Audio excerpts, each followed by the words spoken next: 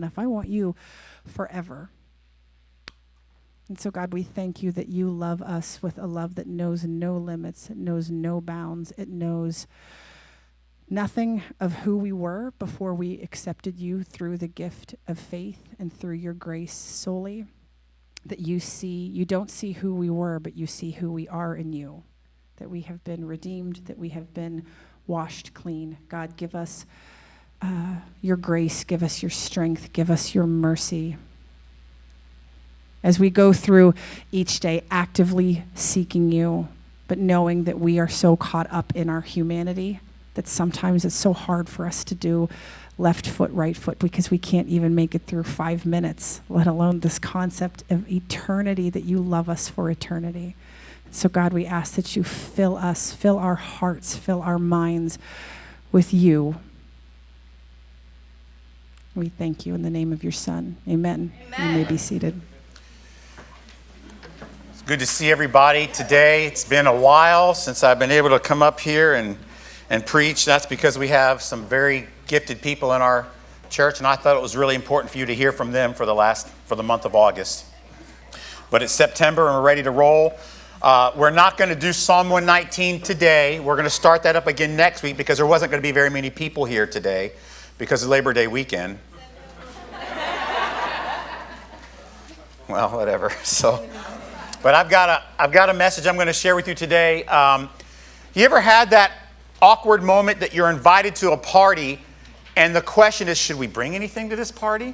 You know, I've been a couple of parties where somebody would invite us, like a birthday party, and they say, please, no gifts. Phew, the pressure's off. But then, of course, what do other guests do?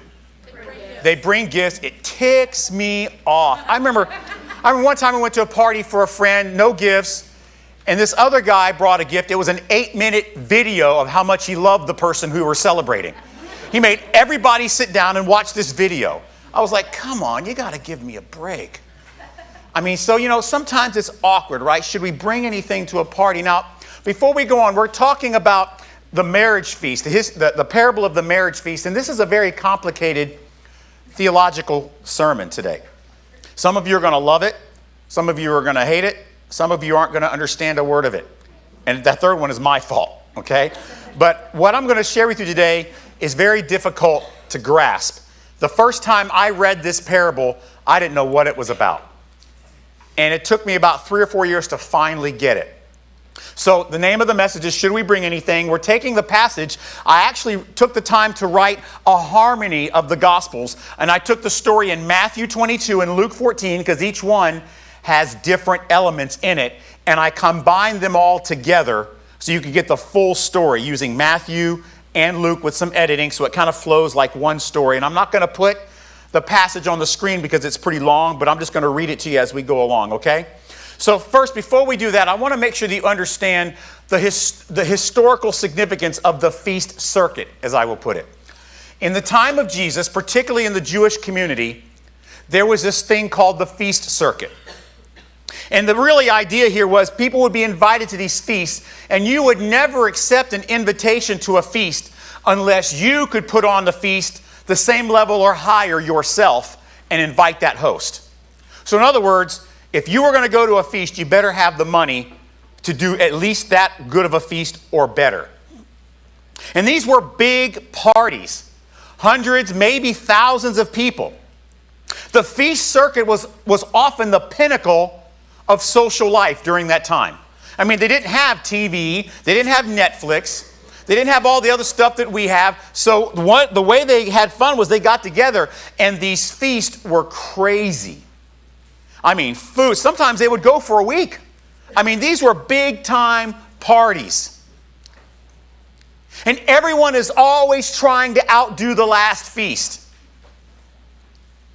They would have some sort of spiritual undertone to kind of give it, like, you know, sprinkling of holy water. They would invite the priests, and they would invite the Levites, and they would invite some religious leaders. But really, it wasn't about religion. It wasn't about faith. It wasn't about grace. It was about showing off your wares. And of all the feasts that people would celebrate, the marriage feast was the most important feast that any man could give. The giving away of his daughter. And he would put on this huge party. invite the whole town and people in the region. So just so you understand, the historical application of the feast circuit was pretty significant. So this is what we're looking at today, the feast, the significance of the feast circuit, and then why Jesus was invited to this feast. So what's going on is, throughout this time, Jesus has been rattling the religious elite, who, by the way, were also the wealthy in many respects. He's been kind of ripping on them a little bit, and he's been doing things they don't like, saying things they don't like. So what they decided to do was they wanted to lay a trap for him and invite them into this feast. First of all, they knew he didn't have a lot of money. At least they thought he didn't. He owned the cattle on 1,000 hills. But they didn't know that because they didn't know he was God. They thought what will happen is he will come to this feast knowing that he can't throw one of his own, and that'll destroy his social standing in community. The second thing they wanted to do is they wanted to trip him up on some spiritual, religious type of things. So the purpose of Jesus being invited to the feast was to trip him up, to blunt his ministry. And there is hypocrisy exposed all over the place in these feasts. First of all, there's anger. They're angry at him because he healed on the Sabbath day. They weren't happy about that. There was the audacity of reserved seating. As a matter of fact, Jesus said, when you throw a party, don't say to the person with money, come sit here in a good place. And to the person who doesn't have much, come sit here under my footstool or in the back. So, but that's what they would do at these feasts. So he's exposing that. And the other thing he exposes is how the guests are chosen. You want to pick the best of the best. You want to make sure that your feast has all the good people. And there's hypocrisy all over the place, and it's revealed in Luke chapter 14, verses 1 through 12, if you ever want to read it. So, now we're going to talk about this harmony of the Gospels that I've read, or that I've written, and this passage is difficult, but we're going to go through, and the master begins to break this down. This is the theological part of the sermon. What does God do? Let me just read it. Now, before I do that, all these important, wonderfully, these people would understand the picture of the feast he's about to lay out for them. As a matter of fact, he uses an example. He says, you know how you guys have these big feasts? I'm going to tell you a parable. The kingdom of heaven is like if a king gave a feast. In other words, the richest person. The kingdom of heaven is as if the king gave a feast that no one could ever match. So when one of those at the table with him heard this, he said to Jesus, blessed is the man who will eat at the feast in the kingdom of God, right? Trying to be all religious. And Jesus replied, the kingdom of heaven may be compared to a king who gave a wedding feast for his son. At the time of the banquet, he sent his servants to tell those who had been invited, come, for now everything is ready. Just make sure you understand. They'd been invited before. Most likely the invitations went out a year ahead of time. Now, I want you to go out and tell them it's happening in a week. Tell them to get ready. But they all alike, all the guests, began to make excuses. The first said, I have just bought a field, and I must go see it. Please excuse me. Another said, I've just bought 5 cows, and I want to try them out, see how they work together. Please excuse me. And then another said, I have just gotten married, so I can't come. Planned a wedding on the same day as the king's wedding.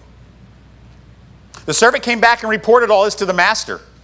So the master sent other servants saying, tell those who are invited, look, I have prepared my dinner, my oxen and my fatted calves. They've all been slaughtered and everything is ready. Please come to the feast that you said you wanted to be a part of.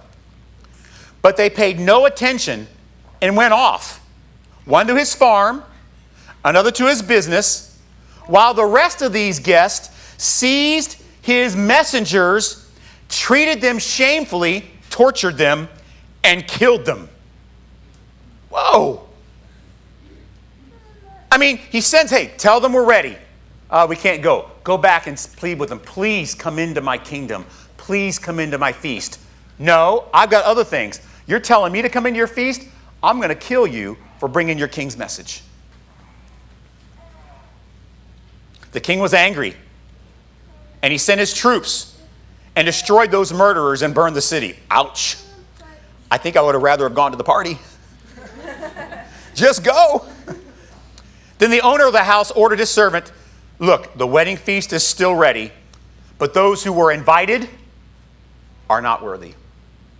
I tell you, not one of those men who were invited will get a taste of my banquet. So, the wedding invitations go out. The religious elite are all invited. The honored guests. The political elite. The rich. Anybody who was anybody is there. The rich, famous, rappers, rock stars, reality show stars, whatever. Jerusalem Key was there. All those stars were invited. Those of you might know what I'm talking about if you're up on culture. So the invitations will go out probably a year earlier, and now comes the call. Okay, remember that feast you said you were coming to? It's happening in a week. It's ready to go. It's the wedding day. Come on. See, they would have never received the second invitation unless they had already committed to be there.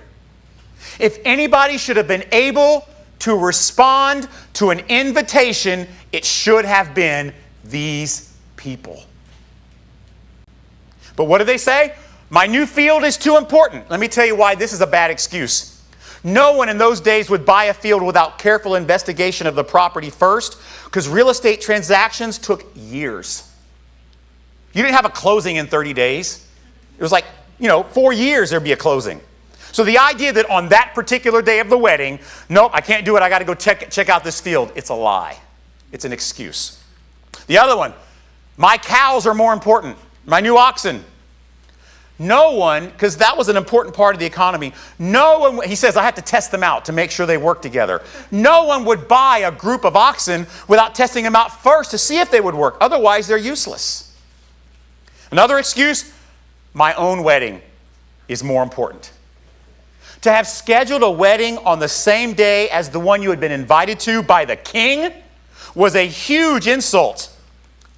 Because of the nature of how far in the future these feasts were scheduled, this probably wasn't a year, this was 5 years, 8 years.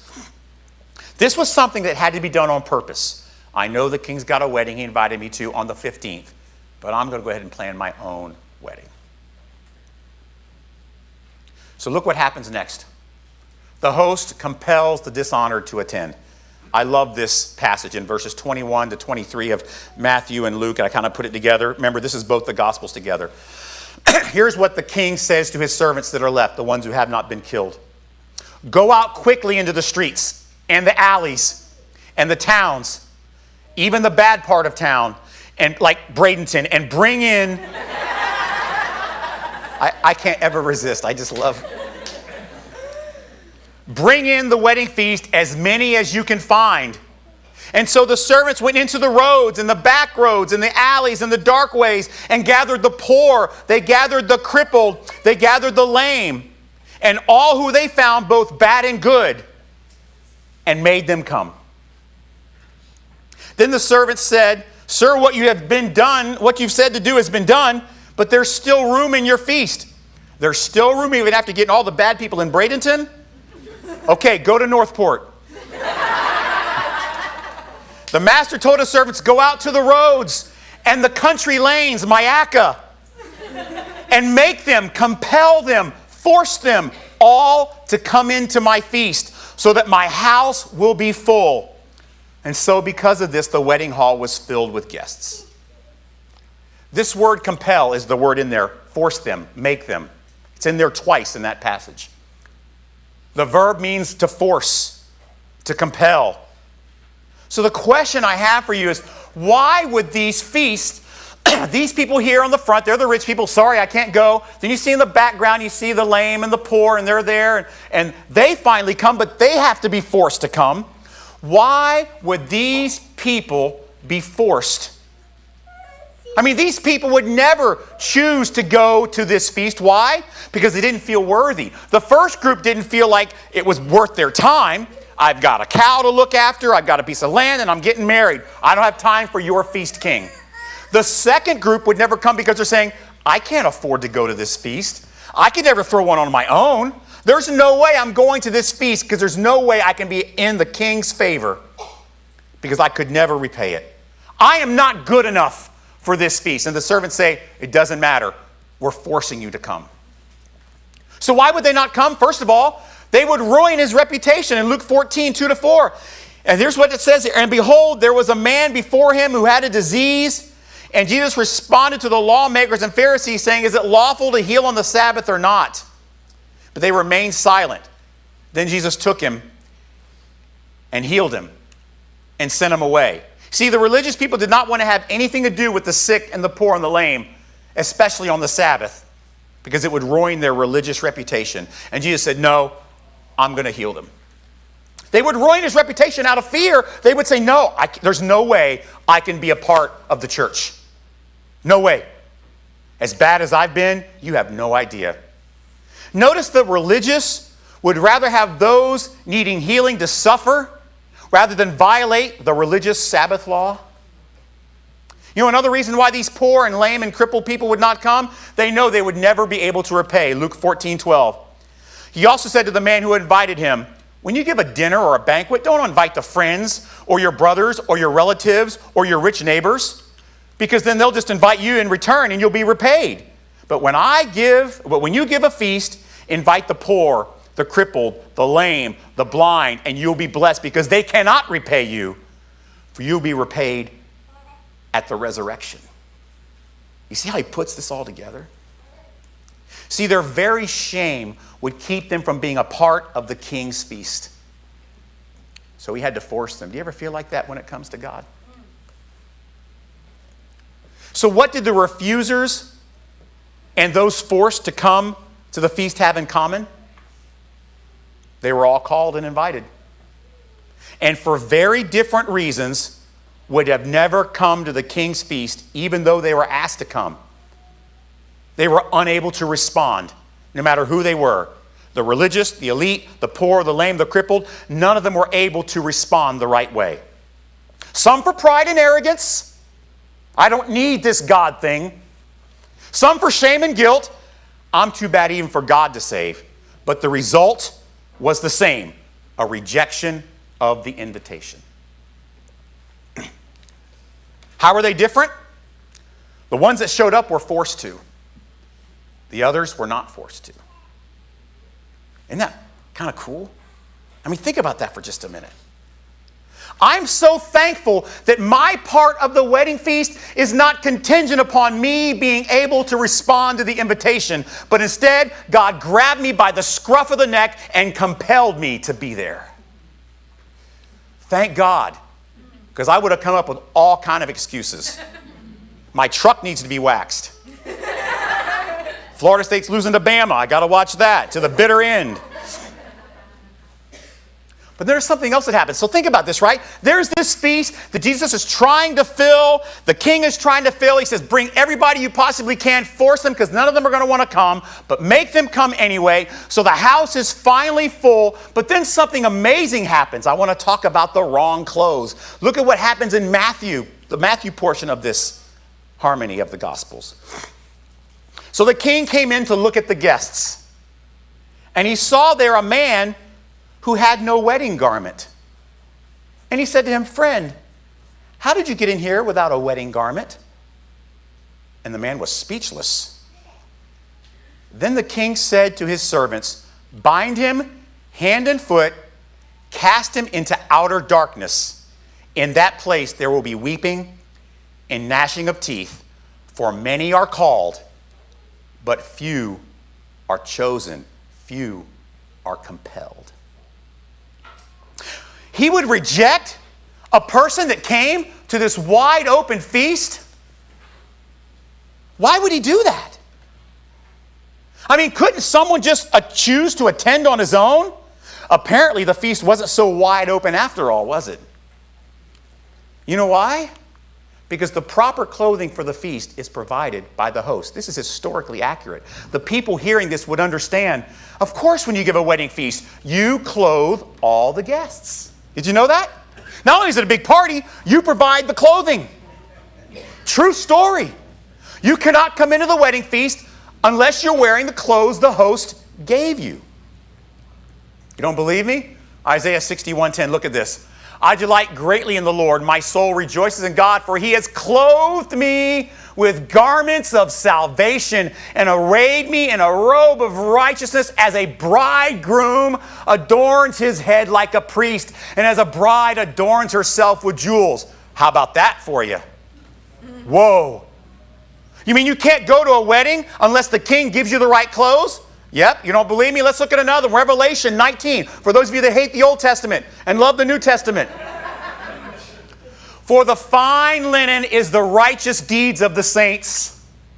And the angel said to me, write this: blessed are those who are invited to the marriage supper of the Lamb. Did that just give you chills? Yeah. And he said to me, these are the true words of God. Now do you understand what Jesus is teaching in the marriage feast? Nobody comes except those who are forced. And when those who are forced, they come, they are clothed in the right way. And even those that choose on their own are not there for the right reasons, because they're not clothed in the righteousness that comes from the blood of the Lamb. So what's the devotional application for us? If you're a child of God, you have been compelled and you have been clothed. You have been compelled, forced, against your will, irresistible grace, and you have been clothed in righteousness that is not your own.